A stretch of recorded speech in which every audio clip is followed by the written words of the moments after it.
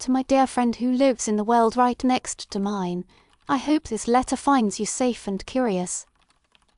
I am writing late at night, with the glow of my computer on my face and the whole city humming softly outside my window. In about 12 hours Earth will decide whether my city is allowed to stay where it is or whether we must begin to leave. By the time you ever hear these words, the decision will already be made, but right now everything still hangs in the air. I wanted to talk to someone who lives in a world where the ground under your feet is not constantly checking your paperwork. You see, in my world, Earth is the main legal person, and people like me live here on something called ecological visas. Our visas are not printed in passports that fit in your pocket. They are written in rivers, in soil, in air, and in the bodies of animals. If our collective behaviour pushes those living records beyond what Earth is willing to tolerate, our visas can be downgraded or revoked. That sentence probably sounds cold, but I promise you it touches every warm and messy part of daily life here. Children learn the basics of visa law in school right after they learn to write their names and measure the height of their favourite tree. People talk about Earth the way you might talk about a strict but important landlord who also happens to be the doctor for your entire family. When a storm destroys a neighbourhood, some people say the weather is just physics, and other people say Earth has finally issued a warning letter. Tonight, I am one of the many civil servants who must send Earth an official report about our city, and that is why my hands are shaking. My job title is Ecological Compliance Officer, which sounds very dry, but it mostly means I listen to the planet and then tell uncomfortable truths to humans. I measure the health of a river, the stress on an aquifer, the slow retreat of insects and birds, and I translate all that into human numbers. Those numbers become part of the visa evaluation for our city, and those evaluations decide whether we may stay or whether we must go. The strange part is that this is all normal for us now, and most people have never known any other way of living. I, however, remember something different because I grew up in a place whose ecological visa was revoked.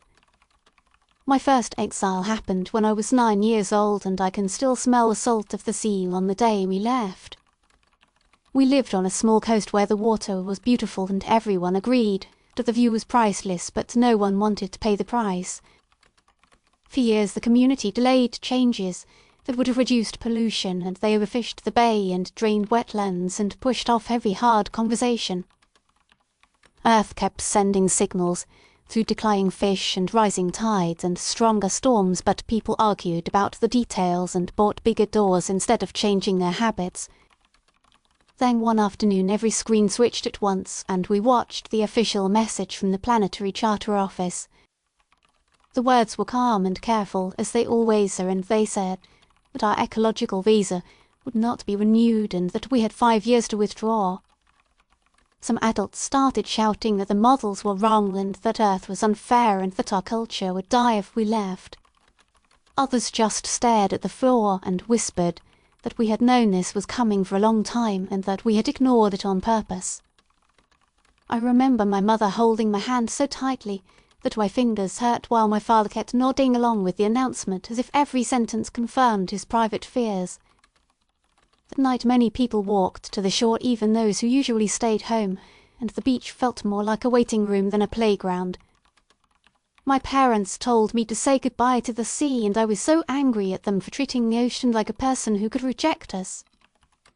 Back then I still believed that places were permanent, and that families were permanent, and that the planet would keep us no matter what we did. On the last morning before we moved inland I woke very early and watched the waves in the grey light, and I tried to imagine the sea filling out a legal complaint. That image changed something in me, and even though I did not yet know the word for it, I felt like I was seeing Earth as a client. Years later, while I studied planetary law, I learned that this was exactly how our system had been designed. In your world I imagine that companies and governments are treated as legal persons with rights and responsibilities. In mine Earth holds that place at the very top, and humans and their organisations are seen as derivative persons whose rights depend on planetary health. The fundamental rule in our charter is simple on paper. Earth has the right to remain ecologically whole, and we have the privilege of living here as long as we help. Every city, every region, and every large project must hold and maintain an ecological visa which is like a living contract with the planet. The visa has terms such as maximum allowed pollution levels, minimum restoration efforts, and guarantees about protecting certain species and landscapes. It is not enough to promise those things once, because our visas are reviewed regularly and everything we do is recorded in a long conversation with Earth. We send data and Earth replies through its guardians, who are a mix of human councils, monitoring systems, and legal frameworks tied directly to environmental indicators. If a city breaks its promises too often or for too long, Earth and decide not to renew the visa, and the consequences are very real. No new development permits are issued when infrastructure is dismantled, and people must move to other regions that still have space within their own visas. The language of law tries to stay neutral, but in real life it looks a lot like heartbreak. When people say my hometown, they often mean wherever their ecological visa allows them to sleep without fear of relocation. That is the backdrop to my life and to this letter, and it is the reason I chose this difficult and strange job. After our coastal visa was revoked, my family moved inland to a city that took its obligations to Earth very seriously. The streets were lined with trees selected for resilience and carbon absorption, and the rivers had wide protective buffers where wild plants were allowed to roam. Children had mandatory days of service in soil restoration projects, and we learned to raid climate reports the way earlier generations raid sports scores. At first, I hated it, and I missed the easy, thoughtless way my old community had treated the sea as an endless gift. Over time, though, I began to see that the new city was in a quieter, more honest relationship with the planet. When we celebrated something, we always included some act of care for the land in the ceremony, and that habit slowly changed how I saw joy. By the time I was old enough to apply for university, I knew I wanted to study planetary jurisprudence and be part of the conversation between humans and Earth. That is how I ended up in a small office with large screens and a position that makes my neighbours nervous when they learn what I do. Being an ecological compliance officer is part scientist, part translator, and part unwilling therapist for a city that is in a complicated relationship with its planet. Most days I check automated sensors, pull up satellite data, run models, and write long reports that are read by people who would rather not think about them. I'm surrounded by graphs of river flow and soil moisture and temperature anomalies and biodiversity indices, and each line is a sentence Earth is trying to say. Days like today are different because this is the week of our visa hearing, and everything I send will weigh heavily in Earth's decision. The core of the case is one river that curves around the city like a loose arm and has carried our waste and our stories for generations. On paper, we have promised to reduce industrial discharge, restore wetlands along the banks, and return certain fish species to stable populations. We have done many of those things, or at least we have done enough for the official reports to look encouraging. But over the past year, new independent sensors and community groups have shown signs that the river is still struggling far more than our documents admit. Two sets of numbers now sit in front of me, one clean and hopeful, and one messy and painful, and both are telling partial truths. According to the official city report, the river is approaching full recovery, and we only need a few more years to meet every condition in the visa. According to the independent data, the river is improving in some shallow ways, but deeper flows, more polluted than before because certain chemicals moved underground. The models say that if we continue exactly as we are now, the ecosystem will cross another invisible line within a decade and take centuries to heal. Our political leaders point to new parks and restored riverbanks, and they say the public will not accept any more sacrifice right now. Community activists point to dead zones near outflow pipes, and they say the river will not accept any more delay right now. Earth waits for my report, which must choose how to weigh these competing narratives and how to describe the truth in a language that can trigger a legal decision. If I focus on the hopeful indicators, the visa will likely be renewed with mild warnings and everyone will cheer and then quietly stop trying as hard. If I emphasize the buried damage, the visa could be severely downgraded and our city would face forced changes and controlled retreat from certain districts. Either way, I will be accused of betrayal by someone, either by the families who fear losing their homes or by the more than human community that has no voice but ours. Sometimes I look at the river and feel like I am standing between two people in an argument, but one of them can drown us and the other can only cry. I wonder how it feels in your world where Earth is not officially a person and rivers are just features on a map or property lines. Do you ever feel that the ground under your house is angry or tired or patient, or is it always just there without opinion? When storms grow stronger or seasons shift, do you think of law and responsibility, or do you treat it as random background noise? In mine, every unusual weather event is reviewed in reports and woven into conversations about our visas and our duties. Families here have arguments over dinner about whether Earth is too strict or too forgiving and whether the Charter goes far enough. Some people treat Earth like a respected elder whose boundaries must be honoured, while others treat Earth like a demanding boss who never gives a proper bonus. There are even small groups who dream of a future where Earth is demoted from legal personhood and humans reclaim top status, but they have very little support.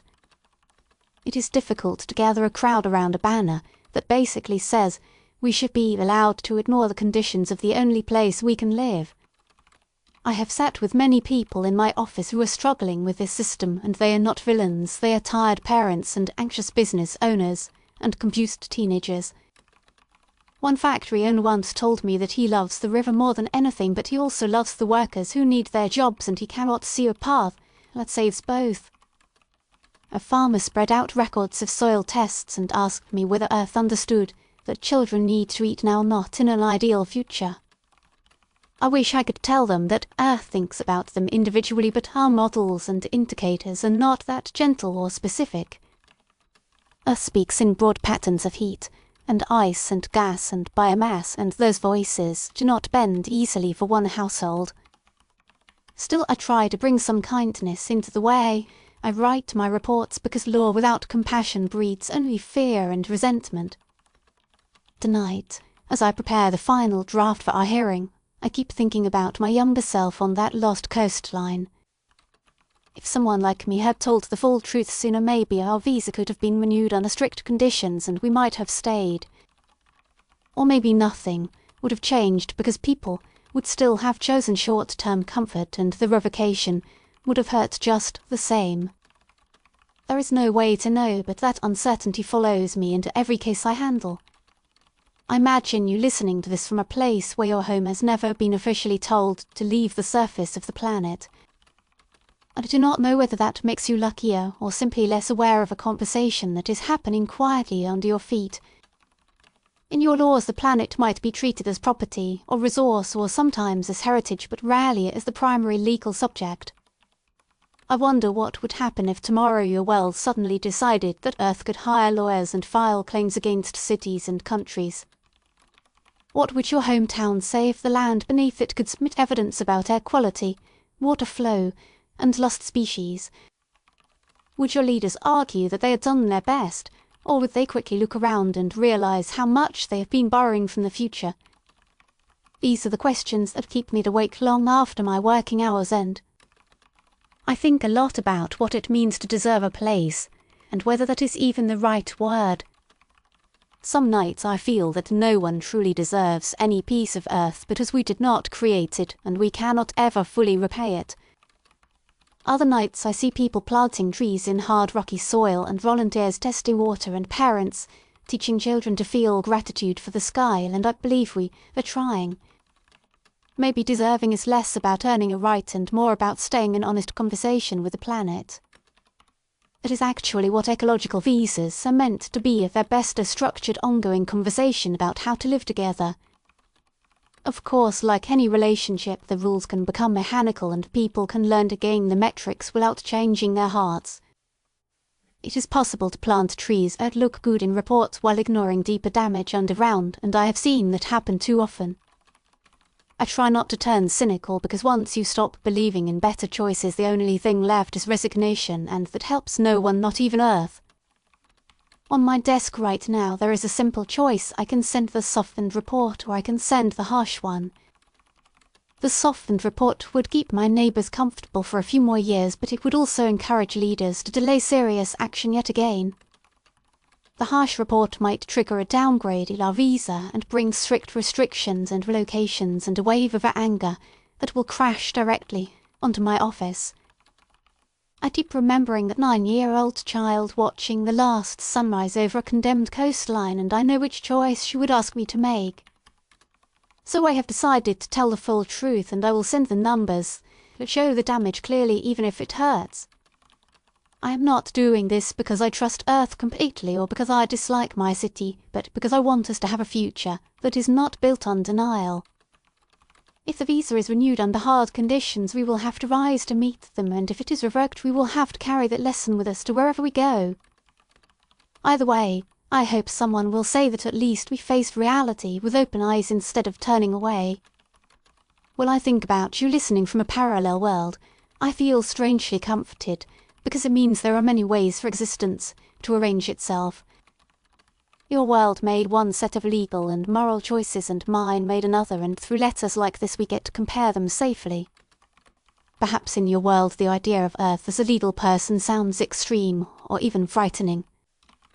Perhaps it also sounds secretly attractive, like a firm boundary drawn around something you love but never knew how to protect.